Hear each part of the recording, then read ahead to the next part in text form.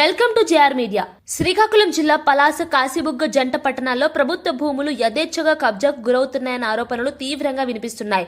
Land mafia గుప్పెట్లోకి ప్రభుత్వ భూములు వెళ్లిపోతుండగా municipal revenue అధికారులు చూసి చూడనట్లు వ్యవహరిస్తున్నారని స్థానికులు ఆరోపిస్తున్నారు. భూముల ధరలు ఆకాశాన్ని తాకుతుండటంతో భూబకాసురులు కోట్ల రూపాయల విలువైన ప్రభుత్వ భూములను ఆక్రమించి దందా సాగిస్తున్నారని చెబుతున్నారు.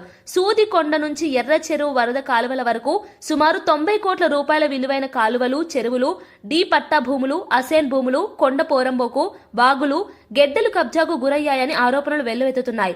పలాస పురుషోత్తపురం రెవెన్యూ పరిధిలో ఐటీఐ ప్రాంతంలో 3.90 ఎకరాల ప్రభుత్వ భూములపై భవంతులు నిర్మించారని తెలిపారు.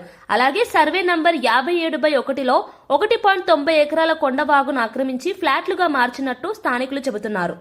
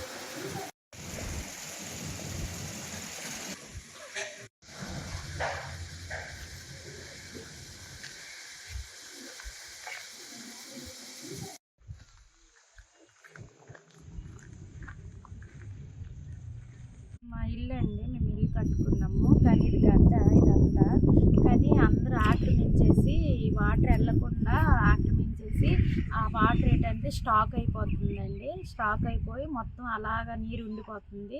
కాబట్టి ఏదో విధంగా కొంచెం చూడాలని ఇది అవుతున్నాను. వాటర్ కూడా రోడ్డు మీదకి వెళ్ళి లాస్ట్ నడడానికి కూడా మాకు చాలా ఇబ్బంది అవుతుంది. బండితో కూడా వెళ్ళడానికి కూడా మాకు ఇబ్బంది అవుతుంది. అంటే నడడం అయితే ఇంకెంత కష్టంగా ఉంటుందో కొంచెం చూడండి అని అధికారులు ఈ ఆక్రమణపై చర్యలు తీసుకోవాలని కోరుకుంటున్నానండి.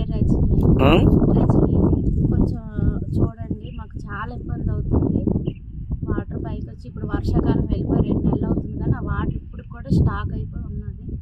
ఎంత ఎండలు వచ్చినా నీరు పోవట్లేదు, ఎండట్లేదు. కొంచెం చూడండి అధికారులు కోరుకుంటున్నాను. నా పేరు సిస్టు గోపి, పలాస కాశీబుగ్గ మున్సిపాలిటీ. ఇప్పుడు మనం ముందుగా చెప్పవలసిన విషయం ఏంటంటే, పలాస కాశీబుగ్గ పరిధిలో ఉన్న పురుషోత్తపురం రెవెన్యూలో చాలా వరకు కూడా సూదికొండ, నెమలకొండ నుండి వెళ్ళే వరద నీటిని పూర్వం కాలువల ద్వారా ఎర్రజెరువుకి చేరేది.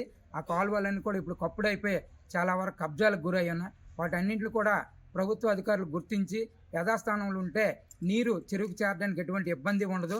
ఎక్కడికక్కడ నీరు స్టాక్ ఉండి ప్రజలకు ఇబ్బంది ఉండదు. ఆ కాలువలన్నీ యథాస్థానంలో తీస్తే. అలాగే పురుషోత్తపురం ఎర్ర చెరువు అంటాం, చాలా చరిత్ర కలిగిన చెరువు అది రెవెన్యూ ప్రకారం చూస్తే మనం పేరాడంగులు కానీ మ్యాప్లు కానీ చూస్తే 26 ఎకరాల 80 సెంట్లు చూపిస్తుంది. కానీ నేడు అది చూస్తే ఒక 15 ఎకరాల దాకా కూడా మనకు కనిపించదు. వాటన్నిటిని కూడా గుర్తించి ఎంతవరకు ఆక్రమణ జరిగింది ఎర్ర చెరువు అనేది, ఆక్రమణలన్నీ తొలగించి చెరువుని యథాస్థానంలో ఉంచాలి. ఎక్కడికక్కడ హైడ్రా అని హైదరాబాద్లో చేస్తున్నారు. అదేవిధంగా ఎక్కడైతే చెరువులు ఉన్నాయో ఆ చెరువులన్నీ కూడా యథాస్థానంలో ఉంచాలనేది మేము కోరుకుంటున్నాం.